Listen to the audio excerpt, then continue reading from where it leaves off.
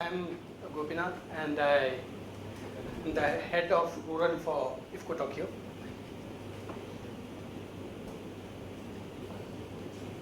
A little about our company. IFFCO is a cooperative. IFFCO owns 74% and 26% is owned by Tokyo Marine. The IFFCO is basically a cooperative. I think I thought everybody understands what a cooperative is. I believe that some people don't actually. Cooperative is basically a group of, like in our particular case, they are a group of farmers.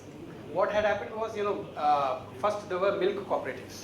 In milk cooperatives, the milk people, they pooled their milk and made cooperatives, and then they marketed it and then made the profits and shared the profits. So in the same line, a fertilizer cooperative was made. This was basically for farmers, only for farmers. So initially when the company was made, there were 39,862 cooperatives, which translates, this was in 1971. Okay, the shareholding stopped in 1971, and there were about 50 million farmers. The amount was collected from 50 million farmers. It was decided that if they put means 100 million rupees, the government will also match the same amount. So that is how this fertilizer company came up, and this fertilizer is sold only to the farmer cooperatives. What happens is there are a lot of cooperatives. Then this fertilizer is sold to them, and they then sell it to their farmers. So now in US dollar terms, it is 4.66 billion. It's a big company now. In Indian standards, it's pretty big, 4.66 billion USD. Then IFFCO became very big, very cash rich. So then they started moving into other fields also. And as per the Cooperative Act, there is a Cooperative Act in India. This was been in existence right from 1860s. It is a British Act basically. So in that you cannot pay dividends more than 20%. 20%. 20%. Yeah, they have been paying right from beginning 20%. But even then there were a lot of profits. So they went into power, they went into backward integration. They have plant in Senegal, they have plant in Jordan, they have plant in Argentina, basic material. So it was decided that they should also have an insurance company. So that is how IFFCO Tokyo was formed. It was, Tokyo Marine was the 26% partner. Again, Tokyo Marine is one of the biggest insurance companies in the world with a turnover of $22.7 billion.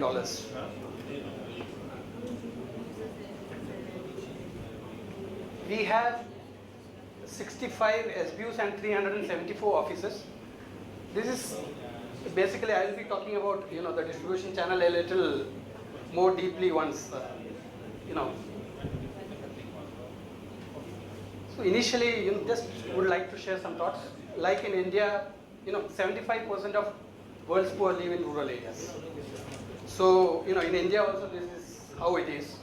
And it was decided when the insurance company came up, it was decided that IFFCO Tokyo should be different from the normal commercial insurers. Insurance companies are only for the rich. As in India, it was always like that because it was basically for people with assets.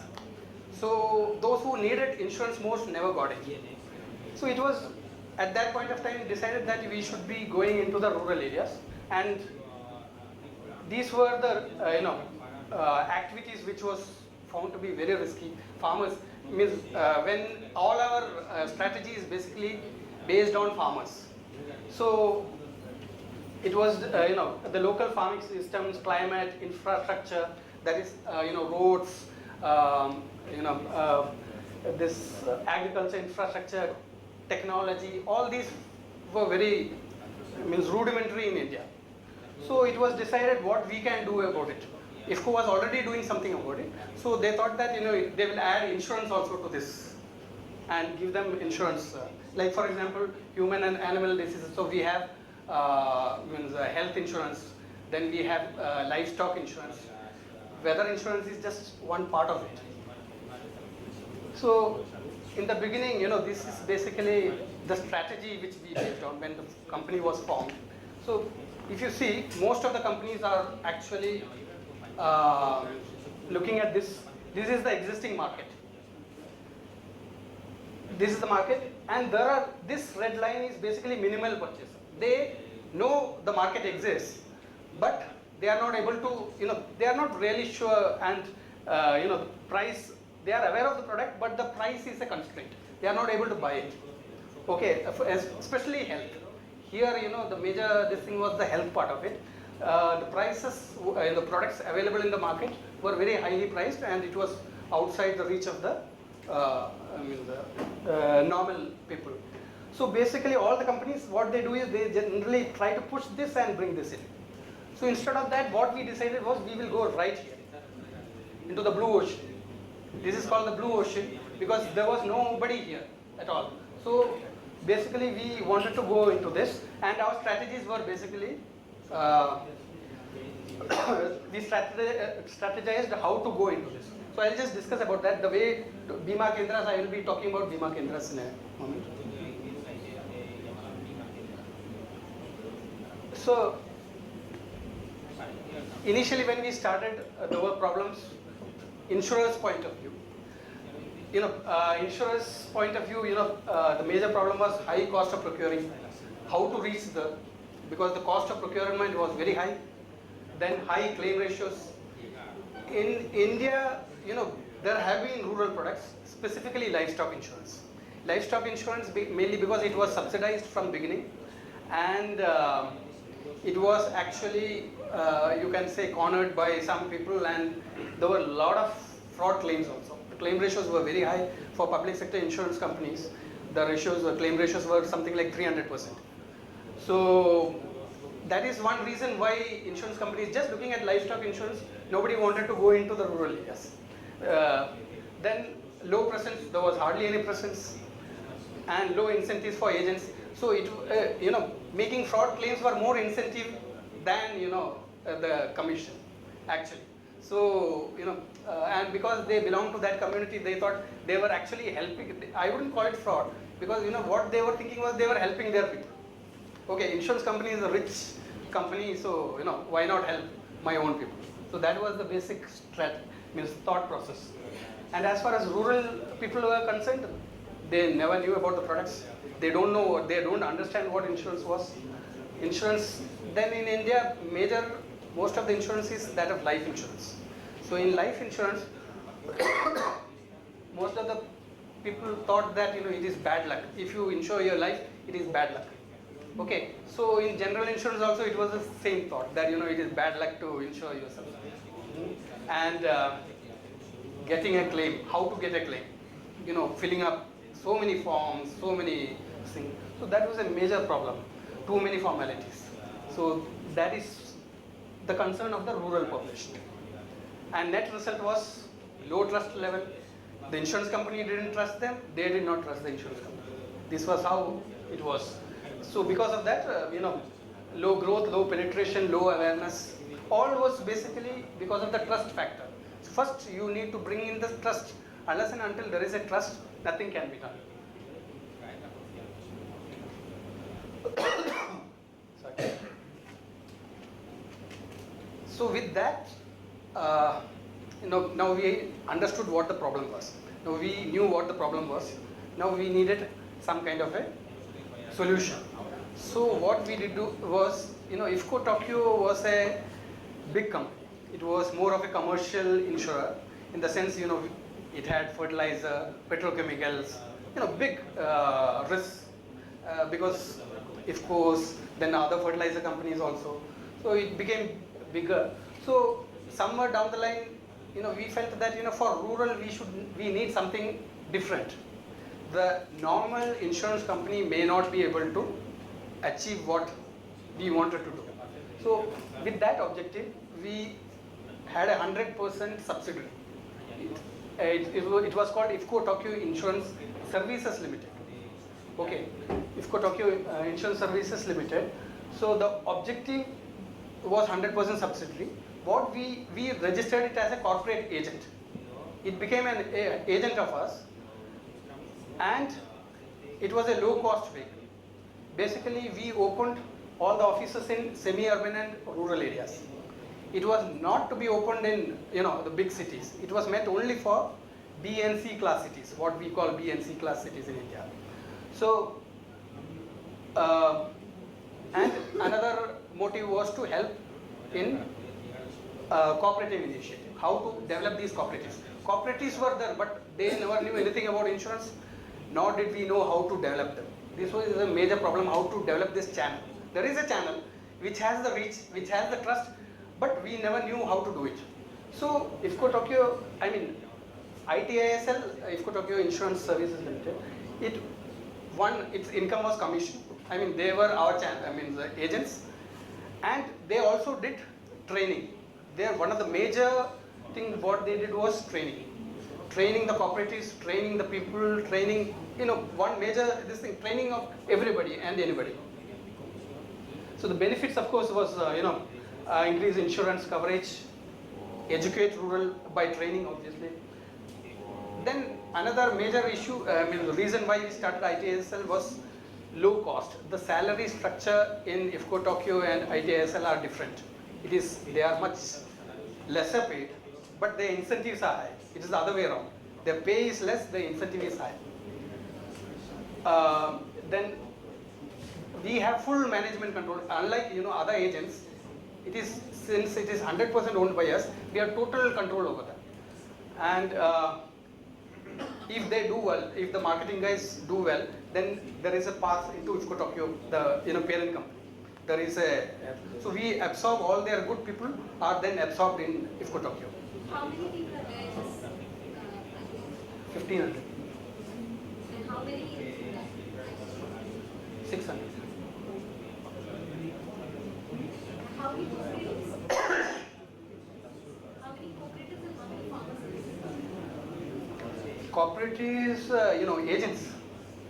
No, we don't know. ITISL is one company. So what we do is we channelize, the cooperative talks to ITIS. Okay. So they may be micro agents, they may be agents, but the small societies, we do not make them agents. It is handled by ITISL. So ITISL is nothing but an umbrella organization because most of these societies will be having very small premium. So it doesn't make sense to make them agents. So they will be having 1 or 2 premiums in a year. So it doesn't make sense to. So ITISL has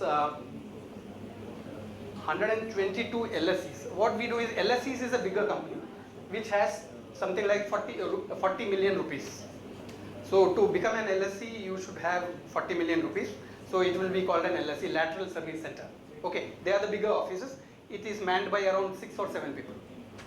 And then Bima Kendra. Bima Kendra is the real vehicle where this is how we actually enter the rural areas. Bima Kendra is, we currently have 252. 2010-11 we had 275. Now it has reduced to 252 because many of them have become LSEs. So where we thought there was hardly any premium, we went and opened Bima Kendras. Today around LSEs out of 122, around 100 LSEs were Bima Kendras before. So they became bigger and bigger. So there is a huge market like that. So cooperative channel perspective anyway, I have already advantages also I have discussed anyway. I'll again just Bima Kendra's concept. This is the concept of Bima Kendra. One manned office. It has only one person. This office is manned initially by one person, and it is opened in IFFCO FSC's Fertilizer Service Center. That is where the fertilizer is stocked, or cooperative bank premises. Generally, cooperative banks generally have a little more spaces. So we have one person sitting in that bank, providing a trusted environment. Then cooperative agent, micro agent attached gives these channels, the smaller channels, the cooperative societies, the micro agent, all report to this person for any service requirement. Then manned by, this is a very important part of the strategy, manned by son of the soil. That means, he comes from that community. The BK person, he does not come from outside. It's not that, we transfer him from outside, but he is, generally these people are children of one of these society members. So he himself is a society member. So we make him, because, then there is a trust. They think that he is our child. So to that extent, that trust factor again comes in. So it gives us, better reach and basic facilities and low management cost, because our rent is very low, mainly because we are also cooperative, they are also cooperative, so the cost is extremely low. Sorry, I want to be sure it's clear. The man is paid by you. Yes. It's not an independent agent. No. He is an employee. But he comes from that community. Yeah, that is very essential that he comes from that community. So initially when we started, of course we started with very low premium base. In 2008-9, we had 160 Bima Kendras and 466 million rupees. Just to follow up on what you're saying, these groups, you train them more, Yeah, and they are not licensed by the regulator. no, Well, are you employees then? they are employees. They are paid employees. They get their pay plus incentive. They get the incentive. In terms of gender, what is the percentage? Or Gender, yes, oh, it will be 99% male. why? There's specific reason. Well, that is how it is. I mean, so now, in 2008-9 it was 466 million. Now it is 1.3 billion rupees. So it is really growing. I mean, it is much beyond our expectation. That's the premium collection. Yeah, premium. Premium, gross written premium. In GWP in Indian terms means, I thought that, the old habit that, we are addressing to the Indian audience. So, invariably we, but I made it in millions instead of lakhs. So, from now 1.3 billion rupees from rural areas, purely rural premium.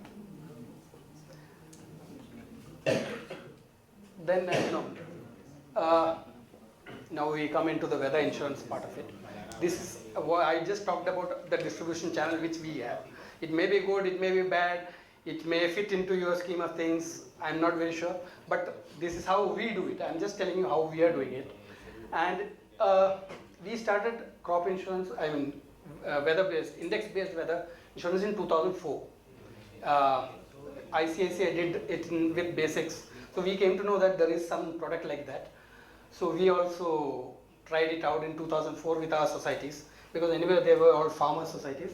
So from 2004 we have been doing it. And initial products were very simple. Initial products covered only one single risk, which was deficit rainfall, because the farmers wanted only deficit rainfall. It is very easy to understand, the threat perception is always drought.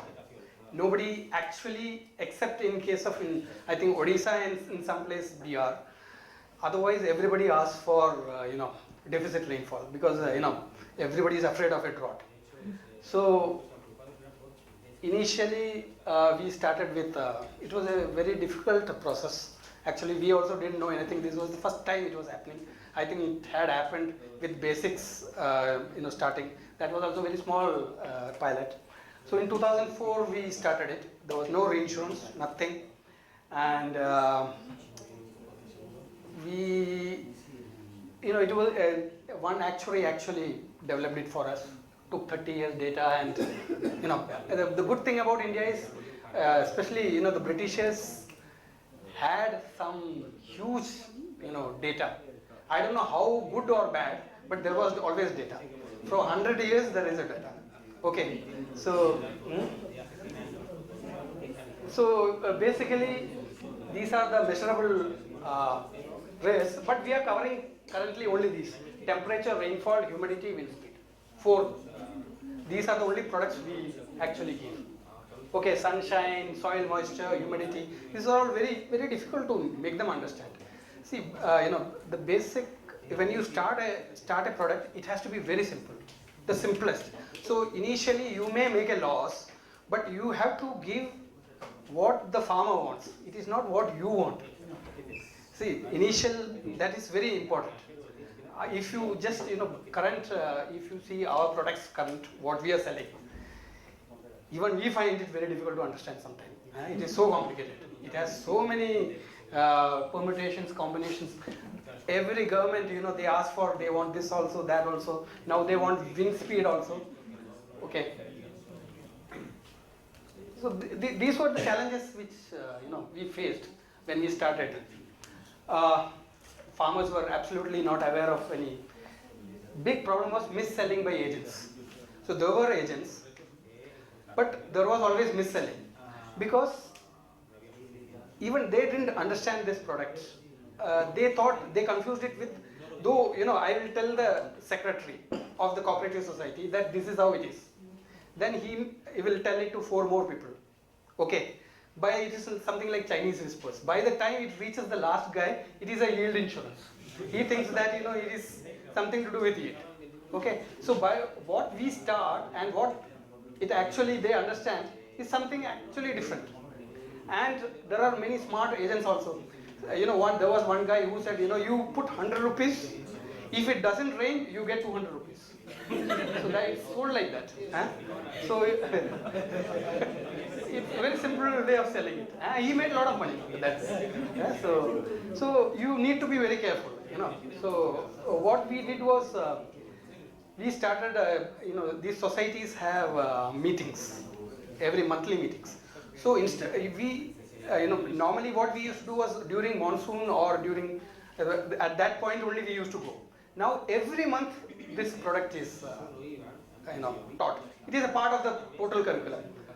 They talk of like IFFCO has what is called capacity building programs, in which they also tell how to repair tractors, how much fertilizer to use, what fertilizer to use. In that they also tell them that there is a product like this. There is a product like this. Now they have started understanding, so the losses are also will be now more. Initially, insurance companies didn't make much losses. Process issues. Another problem is, you need to be very careful as far as process is concerned, because here it is always cash. He is giving it to the agent, cash. He is not giving checks. In India, it's always cash. So what happens is many agents, he will pocket it, he will not give it.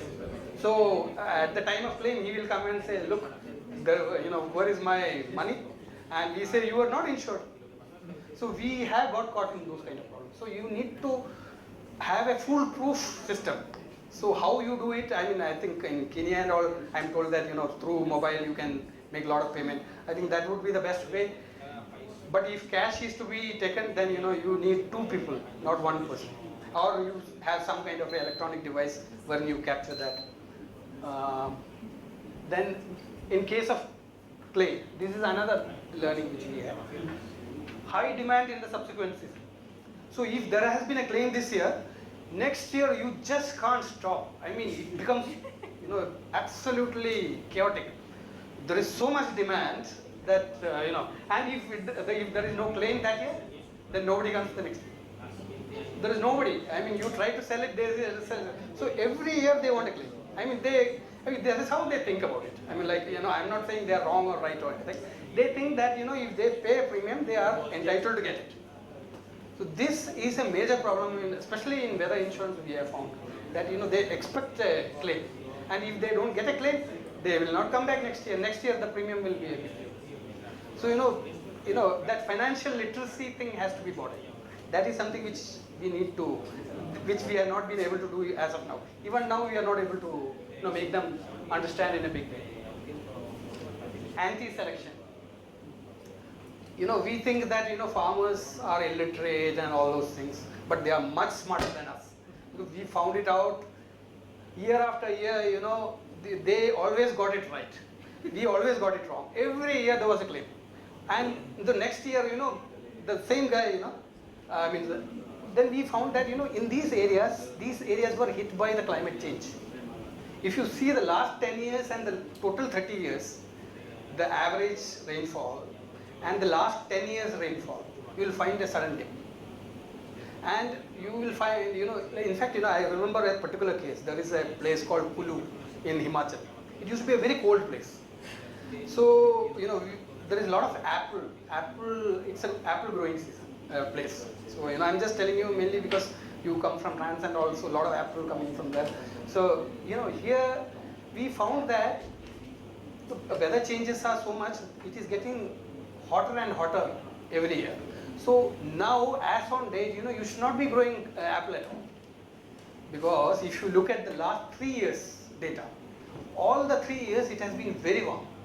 And places, deserts like Lahore Spiti, it's even higher in the Himalayas, which are absolutely barren, cold places. Well, apple has started growing there. So it's getting warmer. So that's why, the glaciers are all, melting, all those things. You can actually see it happening in the data. If you look at the data, and in places like, Rajasthan, which is basically a desert, well, excess rainfall is triggering. Every year they get the excess rainfall. So they always, now they ask for excess rainfall. So you need to do, when you are doing the pricing, you need to detrend. You need to actually, look at these data, frequencies and volatility. If you look at the data now, it's hugely volatile. It's hugely volatile. So this is one thing you need to look at the last 10 years data. If you have last 30 years data, assume, our personal, this thing is that, it is not a perfect substitute for area here. It can only complement area. So, in places like, maximum demand surprisingly comes from irrigated areas. So, where, I'm not talking of government programs, okay? I'm not talking of the compulsory programs which we were talking earlier. I'm just talking of, retail programs wherein we sell. So, there we have seen that, basically, a lot of demand comes from irrigated area. So, there was a question that, why, these people anyway are not going to lose their crop because it is irrigated. Then why index-based insurance we are giving it to them? Okay, so it is triggering. That means they get the claim as well as the crop. So there is a it is not insurance. This is what.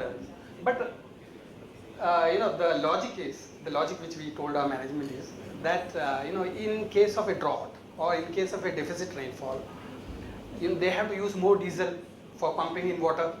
They need more resources to bring in water, and the water which used to come twice in a week then starts coming only once in a week. Right now it is once in a week in Haryana and other places. So it is not that the cost of cultivation actually goes up in a drought, even if it is a irrigated area. So this basically takes care of cost escalation also. Then the biggest problem which we find is automated weather stations. There are, till 2004 there were no automated weather stations. In 2004, when we hired a weather station, it cost us 100,000 rupees. Now it costs us 4,000 rupees. No, the amount of demand, the way it has changed. So the costs, if initially the cost will be very high, but progressively it will come down. Then inadequate historical weather database. We are saying there is a history. I don't know. Especially in African countries, I am told that there is a huge problem as far as data is concerned. But I am told that there are in Mozambique and all, they are trying out different satellite technologies, like transpirational evaporation, evapotranspiration. There is a evapotranspiration. So you can get that data, but that is basically from foliage. Incidentally, even a grass can give that kind of, Then inadequate reinsurance support. This is something which you will face initially. See, reinsurers want to make profits. As simple as that. They will be with you as long as you are making profit. 1 year you make a loss and they will all disappear. This has happened with us. Means in 2004, 5, 6, we had some kind of a reinsurance. 7, we made huge losses. 8, we made huge losses. 9, we didn't have any reinsurance. So they come, they disappear faster than they see.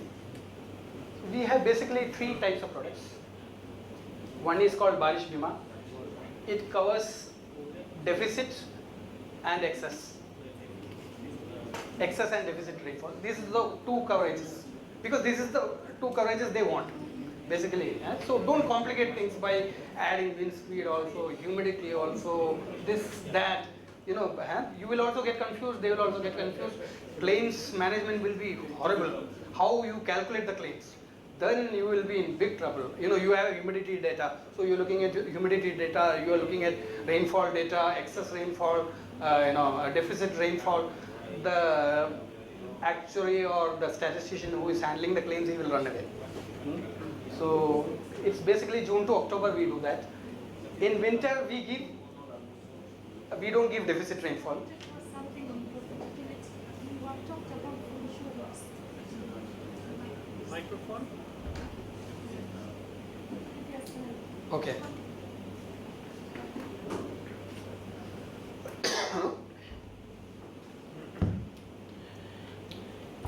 I just want to look at microinsurance in general. Forget about the weather. The issue of profitability. Just wanted to get an experience following the previous presentation and what you are doing now. What is the profitability experience that is there in India? Because what I've seen from what you have presented and the previous presenter, you do a lot of awareness campaign. And to me that is increased management costs. I just wanted to know what is the profitability in microinsurance. Thanks. Well, good question. See, in government program, we got spread. Suddenly became huge. It is massive. It is 3,500 crores premium. How much is in 3,500 crores would be? About 6.2 billion. 6.2 billion is the size of the market. That's mainly out of that, I would say 99% is government. Okay. That means out of 30% is farmer's share, 70% is subsidy.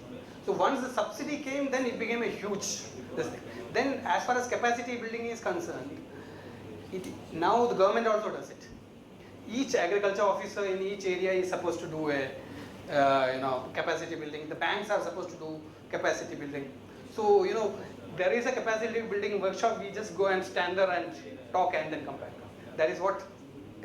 Our cost is very limited. The cost is actually that of the agriculture department. They do a lot of capacity building.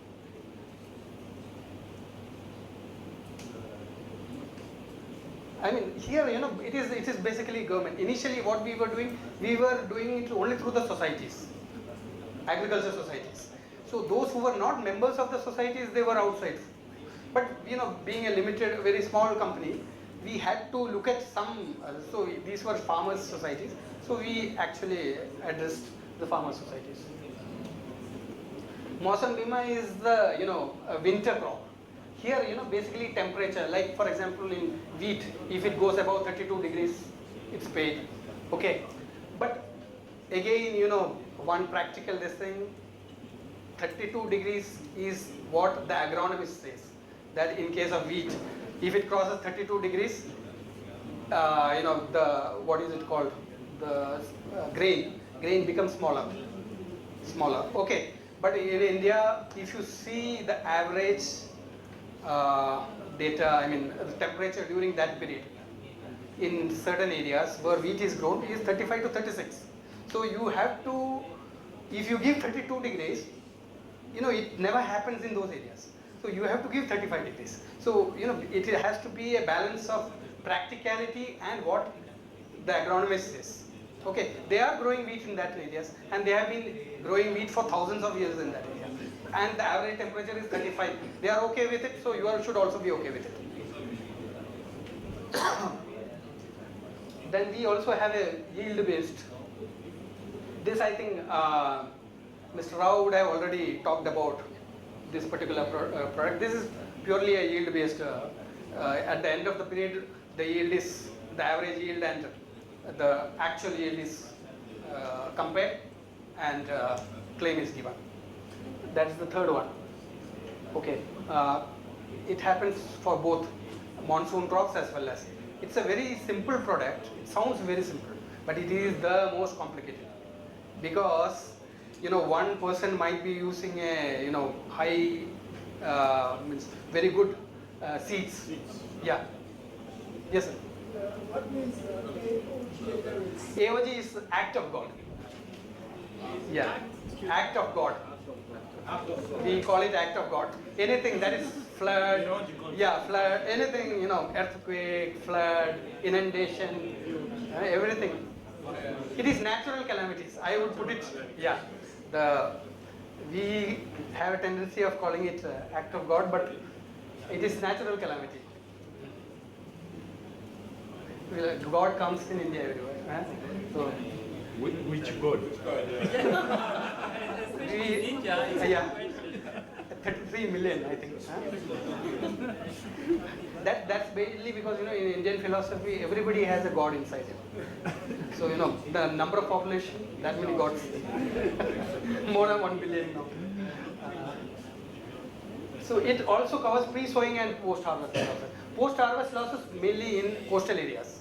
So, what happens in India is once harvest is done in coastal areas, then the cyclone comes. So it covers 14 days, post harvest also. Because by the time they take it, transport it to the market, so that is also covered. So that is one good cover which the farmers find it very. Yeah, I mean this is actually not much losses have happened in post harvest losses, not much, but it has a tremendous acceptability. Because somewhere down the line, farmers try to save their crops. Yeah, but this coverage is something which they like actually. Process, I think he has already talked about, identification, how to index setting involves assigning weights to critical time period. That means, when we sow, when it grows, just before harvesting, so we have phases. And we give maximum amount of weightage to the growing period, when it is growing. So about, you can say 60% of the sum insured is during that particular period, during the growing period. But of course it depends upon your design, how you design your product. And back testing of payouts, of course, we do a back testing based on the 30 years data. Pricing, again, expected loss, volatility of historical losses, and management expenses. Here is the problem which comes. Management expenses will have to include what the reinsurer is giving you, the commission. Apart from your management expense, they would want, if they are giving you a good commission, so you will have to load by that amount. Because then they are also looking at the profitability of it, and initially most of this will be reinsured. Regarding the pasar bima, so what is actually covered? We have Everything is covered. the loss of property, what is No, loss of, like loss of yield, that is, average yield is say from 1 acre it is say 1 ton. Okay, and at the end of the year, when the yield is calculated, it comes to 800 quintal. So cost of 200 quintal. but the AOV course, Yeah. the pre-sowing and post-harvest, that's what you want. Yeah, pre-sowing, pre-sowing is 25% of the same sum insured is reserved for what is called a pre-sowing. That means the drought is so severe that he cannot even sow. Okay, so we pay 25% and the policy closes at that time. Then once he does the sowing and the policy starts, then we look at the yield. In between, if there is a flood, he loses everything. But this is a very, very dangerous kind of a product as far as insurance is concerned. Getting reinsurance for this is very difficult because post-harvest is basically for coastal areas. So what happens is, harvesting is done, So he has all his grains, okay, in the open, and within 14 days. The coverage is only for 14 days. If there is a cyclone, I mean typhoon, anything, so that particular thing is covered. But then what you need to do is, when you do this coverage, you should also include this in landlocked areas also. Otherwise, what will happen is you will not get spread. So the premium for the coastal areas will be very high. So it has to have a good spread. Unless and until you have a good spread, never go for this product, because 100, I mean this has the potential of having 500% loss ratio. In a index-based insurance, we have seen the maximum loss ratio may go up to 150 to 200. This particular product can go up to 500%. So this is potentially a very dangerous product. But we do have this product, and we have learned it the hard way. That's why I'm just telling you that So we don't market it very much now, except in the government subsidy schemes.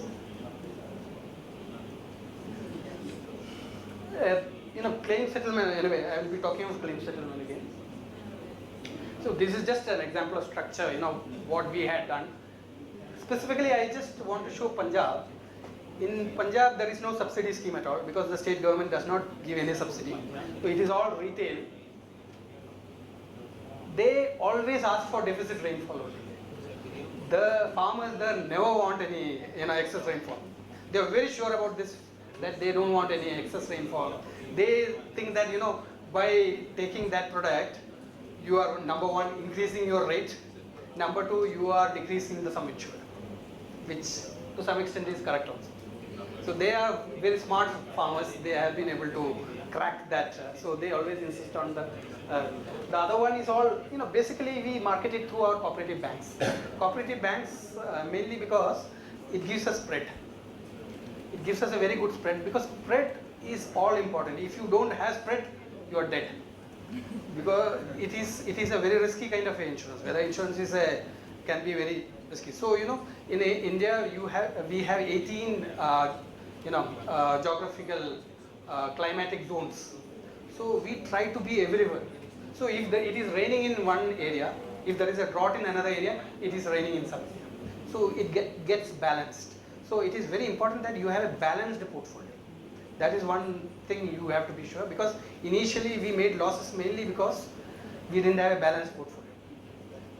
So, sorry, in the case of the Loni farmers, is it compulsory or is it? Loni farmers compulsory.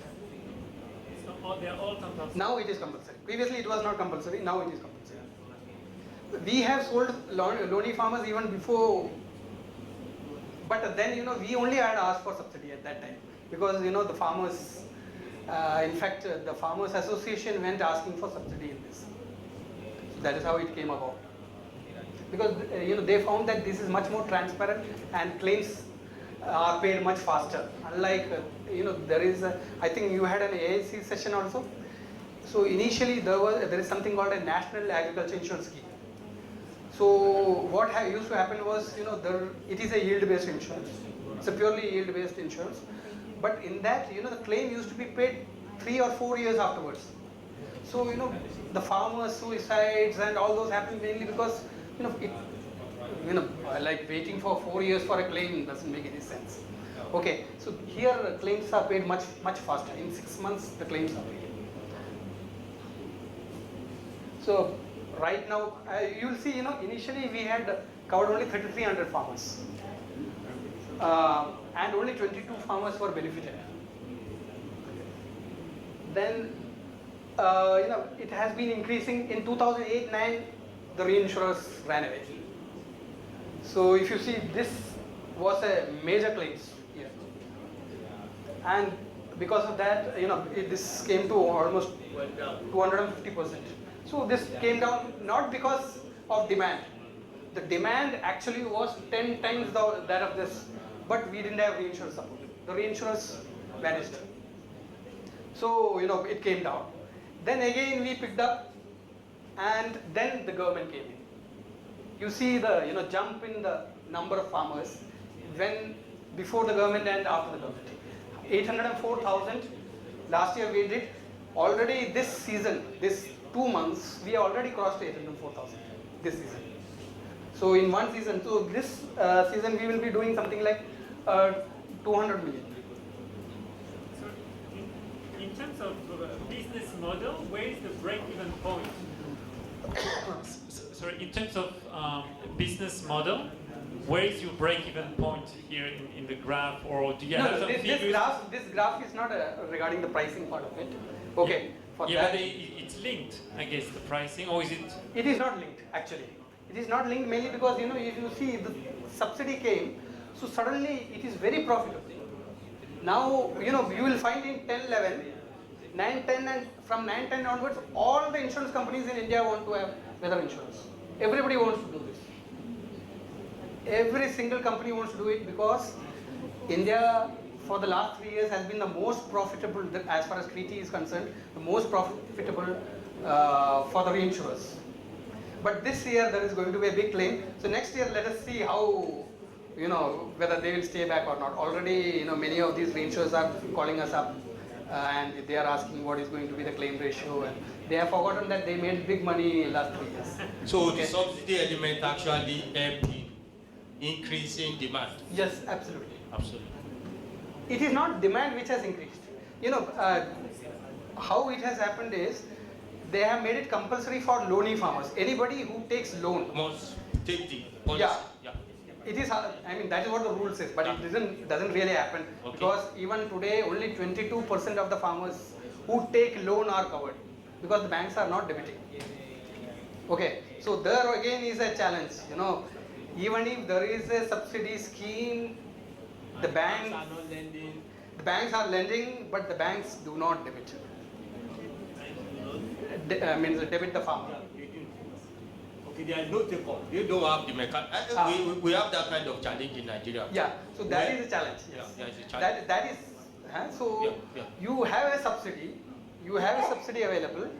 You have the farmers taking loan, but there are banks who do not debit at all because he doesn't want to debit. That is a lot of work. So many forms to fill up, so many extra work to do, and all those things. So they don't want to do it. So what we do is we tell all our societies that anybody who is taking loan, this is available. So insist on having this. So it's not compulsory? It is compulsory in paper. Okay. Excuse me. And do we have an idea about the percentage of... 22% farmers out of are only covered. Loanees. If there are 100 loanees, only 22 people are being covered. The other, this is... So So just imagine the size of the market. It can, even a big reinsurer can fall if a claim comes, big claim. Yes, sir. So here's a question. He wants to know whether you can give him an indicative figure of the premium per hectare. Per hectare. It depends from crop to crop. It's about 700 to 800 rupees. 700 to 800 rupees dollar divided by 55. $10, $12, $12 USD. Excuse me, sorry. Is there no way you can create an incentive for the banks? Like we do in Nigeria, we give the banks a percentage of the premium as kind of commission to reduce them so that the take-up will be high. We give 5% as service charges. They are not agents, so you cannot give it. But we give 5% as service charges for doing all those work. We are already doing that. You need to give them, otherwise they will not do it. Otherwise they will never do it. You have to incentivize them. Then a person who gives you maximum, give them a mobile and all those things. You will have to work out something. So anyway, this is a claim calculation. Do I have time? Shall I discuss this? So in some sense they've already seen... Have you seen the claim calculations? You know how it is done? How do you do it now?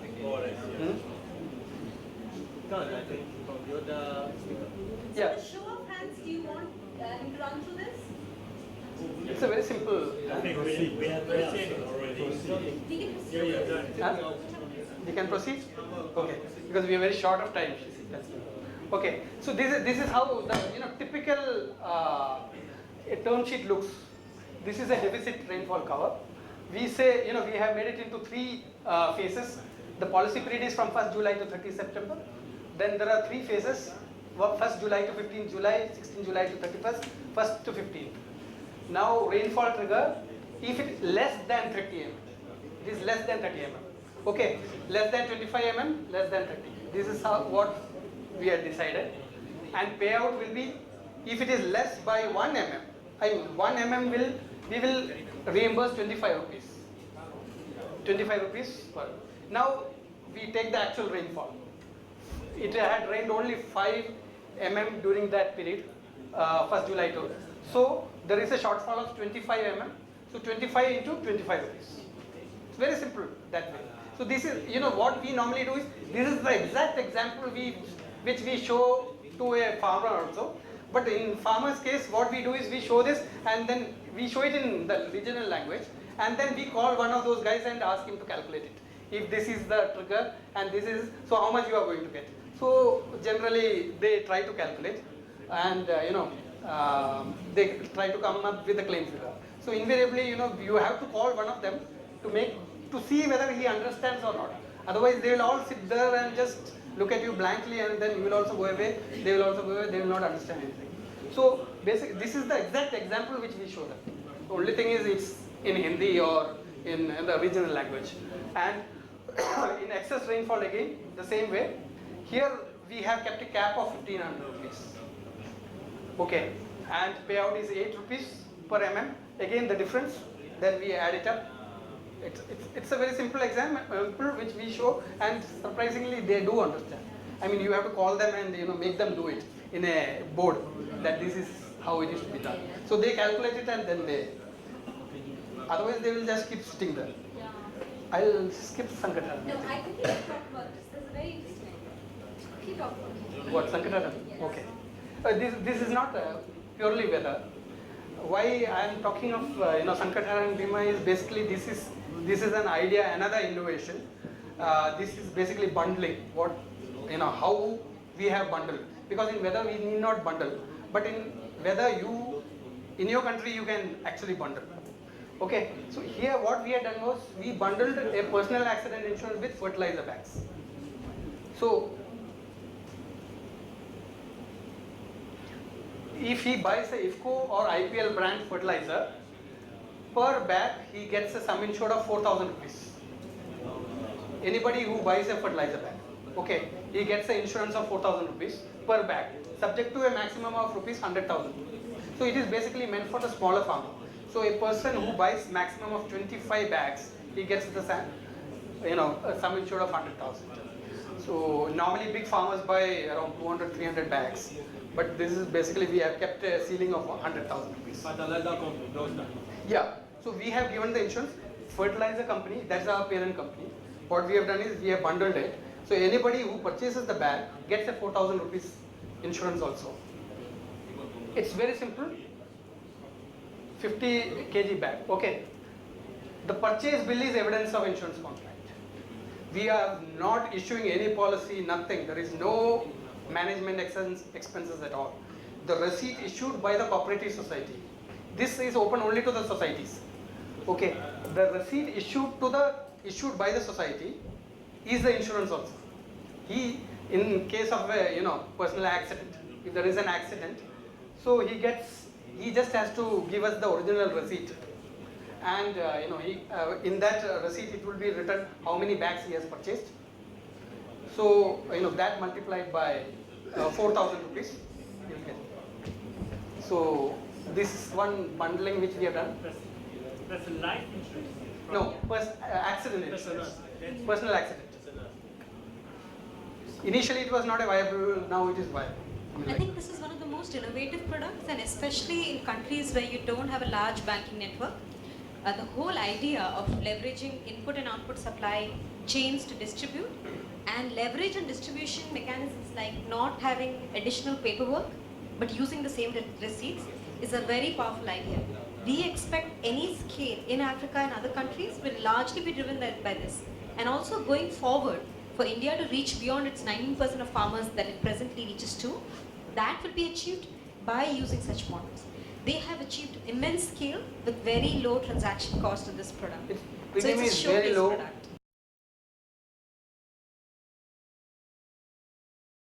Premium is very low, but still it breaks. Yeah, because we have only 2 people looking at the claims part of it. Otherwise, this, and the farmer also knows about it. What it has done is it has established a brand image among the farmers. Everybody knows about this product. So everybody knows IFFCO TOKIO. The farmer knows that. So when we go to sell our weather policy or any other policy, so they kind of connect. So this is one great branding way of branding this thing also. So initially it was a loss making, but now we are not making losses also. So this is one. This is running from 2001. The day the company started, I think October 2001, this policy was there. Anyway. This is the pilot that I was referring to, Bruno, that we have done in collaboration with Gopi. I thought NDVI will be interesting to especially people from African countries and other geographies where data may not be as strong as where Bruno operates. So yeah. I thought if he could cover this, but we are really running late, so apologies to whoever who had plans in the evening, because we will kill those plans as we proceed. This is nothing but a satellite imagery, because it the index is based on foliage, the greenness. Okay, the more the logic is that the green it is, the more green it is, the better the crop. Okay, so this is a technology which we have tried out. This was not really very successful, mainly because more of manpower constraints rather than actually, because this needs a lot of technical people. This is not a very easy So the person left and we were stuck in the middle. So and the farmers wanted to see the photo of their farm. Now it's very difficult for they said I want to see mera kahan hai, which is my place. So it becomes very difficult to show which is your farm. So unless and until then you said this is nothing. You are showing me some photo which is not mine. This is not mine. So and not only that, a claim triggered in one village, the claim did not trigger in the other village. So he said, how is that? Because he is of upper caste, you have given him claims. So that kind of a problem came. So all kinds of permutations, combinations. So this is basically the assessment of claims. How it was actually done. In fact, we are planning to again doing it mainly in the yield insurance. In yield, it can be of a major, thing. So, this is, summarized what we have done is, what I have done is, what we have learned from our experiences till date is, you need trustworthy intermediary, unless and until he is a, not a fly-by-night operator. So brokers, big agents, don't go with them, go with the community. Make him an agent. Get hold of a person who has a standing in that. Okay, but give good products. Don't give stupid products, which will never happen. Like initially, some of the pricing, designing was done by one of the reinsurers, in which they gave us -2 degree in certain places. It has never happened -2 degree. The farmer says it has never happened as far as they remember. But still, the product which came was because they worked backwards. The price was there, and so a term sheet was made. See, normally you have a term sheet, you have a wish list that this should be, and then you price it. It was the other way around. You have a price, and then you make a term sheet. So that also happens. Okay, so never do that. That way, you will lose trust, because claim will never come, and then that guy will, once he will see through it, then you will never be able to stand there. Basis risk. Basis risk, you increase your number of, now automatic weather station in India has become very cheap. So now, previously we used to have one in every 25 kilometers. Now every 10 kilometers we have one. So we are increasing it day by day. And in fact, one of our sister companies, NCMSL, that's also owned by IFFCO. We have a lot of automatic weather stations. The cost used to be 100,000 rupees, now it is 4,000 rupees. So you can just imagine the kind of, so once you go into the technology part of it, the price of technology automatically falls. Initially it will be very expensive, but in the long run it actually falls. Intermediary and client education, of course, there is no, I mean, it's the most important part of it. Look for mis-selling. There are very smart people who will sell it as a lottery. He will say, if it rains, you get 100 rupees. If it doesn't rain, you get 200 rupees. If it excess rains, then you get 400 rupees, like that, That is how we will sell it. So it becomes a kind of a lottery. It just becomes a lottery. Processes. Get your processes right from day one. You first understand what is your model is going to be. How the money is going to flow from the farmer to your system. Get that absolutely correct. If you don't get that correct, don't do it, because you are going to get into a huge mess. Because at the time of claim, how will you what will happen is, if your MIS is not proper, at the time of claim you will not understand whom to pay the claim to. So that is one. Then avoid accumulation in one station. This we are saying it mainly because we have had very bad experiences here. If there has been a claim in 1 year, the next year the demand is going to be huge. There is going to be rats-like situation. Okay, so we say, so you have to tell your marketing guy. Your marketing guy will keep on cutting. Okay, good, let everybody come in. So, and then suddenly you will find that in one single part of the country, in one small station, you have such a huge accumulation that you don't know what to do. And then moral hazard starts coming in. Moral hazard even in automatic weather station is possible, because we have seen, especially in coffee estates, what they do is, initially what happened was they poured water in it. We caught hold of it mainly because, you can catch hold of it. In automatic weather station you can catch hold of it, because the humidity. The humidity is only, say, 2% and it is raining. So they got smarter. What they did was, during, when it was drizzling, they took a hose and poured water. It's as simple. So next time they become smart. So you need to be very careful. So accumulation is never accumulate. Yeah. But how do you manage this with your agent? You ask them. No, you need to have your own people. We have our BKs, Bima Kendras there. So we have our representative there. You should have a good intelligence network. You should keep on going and visiting. See, you cannot go and tell them don't do it or anything. But just inform us. Okay, but does it mean also that you set up some specific limitation in targets, and then you cannot go above this number? You put a limitation of premium. Premium, because the marketing people will understand only the premium limitation. They will not understand the sum insured limitation. So you first decide on the sum insured, that I will not go above this exposure. So sum insured you calculate the premium. So once you have the premium, you tell your marketing guys this is the premium, because he is collecting in premium. So you have to tell them that 100,000 rupees, you will not go more than that. The moment 100,000 rupees, you simply jump out of the window and come back. So that has to be, otherwise you will be in big trouble.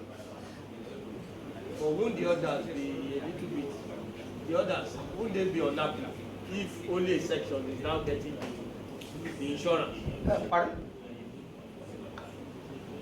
What I'm trying to say is that if you set up a premium limitation, what of others that are not unable, that are going to be unable to get the cover? No, that is actually, the problem is, you have to look at your company also.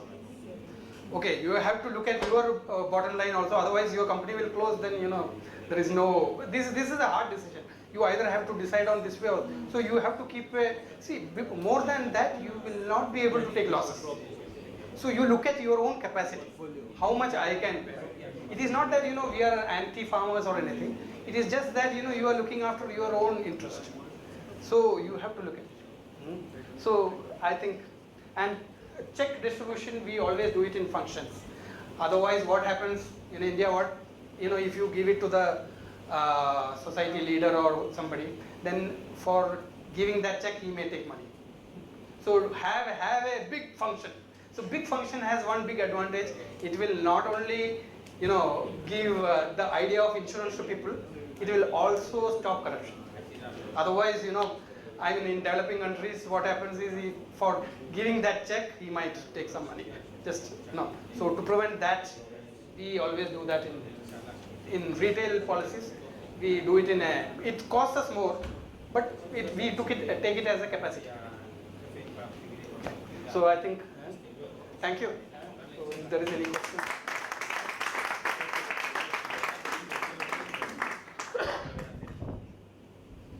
Last question from Chris. Yeah, sorry, just a quick question. Yeah. You said that without the 5% commission to banks, there's no interest for them. But surely they have less risk because, in the event of a farmer losing out, they'll still be able to pay their loan, or they wouldn't default on their loan. So the bank still does have an interest in offering that product. Yeah, I mean, the big banks, they do understand that. But it is basically the guy who is sitting in that seat.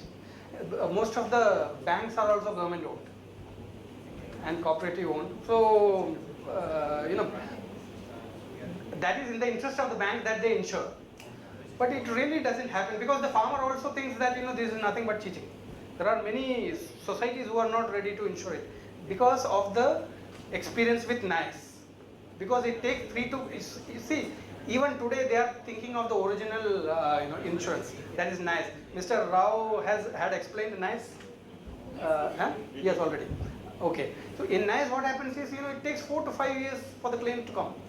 So, there is no, why should I insure if it is going to come 4 to 5 years? Why should I pay 100 or 200? See, I have a very limited resource. So with that limited resource, I have to, prioritize. No? So even the farmer will say, don't debit it. Does that 5% commission go to the bank agent or to the bank? No, to the bank. To the bank. Thank you so much, Gopi. No, I just have one question related to competitions because it seems that there are more and more yeah, now everybody wants to come in. Yeah, everybody. So yes. what are the issues of the competitions? At which level do you try to be different from the other ones? Is there some specific regulations? Where No, but there is it's a competition. Now it is going to be tender based. So whoever quotes the lowest rate or the most aggressive term sheets will get the tender. Now competition will actually pull down the prices or make the term sheets more aggressive. So right now if we are getting 80 mm for a deficit, it will be 90 or 100, like that you increase. Jimmy and then Helen. I just would like to ask regarding Gopi, very popular. of the informal sector, the informal loans. Pardon? The informal loans, the lenders, the informal lenders. Yeah. What percentage of the farming population access the services, and if they are The covered as informal well lenders, with yeah, the informal index lenders will be much higher. See, higher. yeah, much higher. That is the main reason is because the loan is given to a landholder only. Even if he is a marginal farmer, unless and until he has a land and land paper, he does not get loan. But many times what happens is the land is in the name of the father. The father might have expired. It might be in the name of the children. The children will not get loan, so he goes to the informal sector. Informal sector is huge. I mean, and here he may get only a limited amount, the loan. So he might want much more. Of the 120 million, what part of it can you say that belongs to the informal sector? 120 million farmers. 120 million farmers, I would say, almost 50% are taken from. How much? 50. 50%. More than 50% would be taken. Because, even if they get this loan, still they will go and take loan from them. And there, it is not only for crop. For an informal lender will give it for anything. Here he has to, here he has to show that fertilizer receipt. Then only he will get loan for fertilizer. Here he has to show receipt for the seeds. He has to show receipts for the implements, for the diesel. Then only he will get. There he just has to go and take loan. Though it might be very high. We consider self-help group, as informal sector? Informal, yes. Microfinance institutions are coming under the informal. government, only cooperative banks and scheduled banks. Yeah, I just wanted to ask about the customers or the clients. To what extent are they subjected to money laundering laws? Especially the customer verification, even from other countries. I don't know, when you're getting the clients, when you go to talk to them and you to get the business, are they subjected to money laundering laws?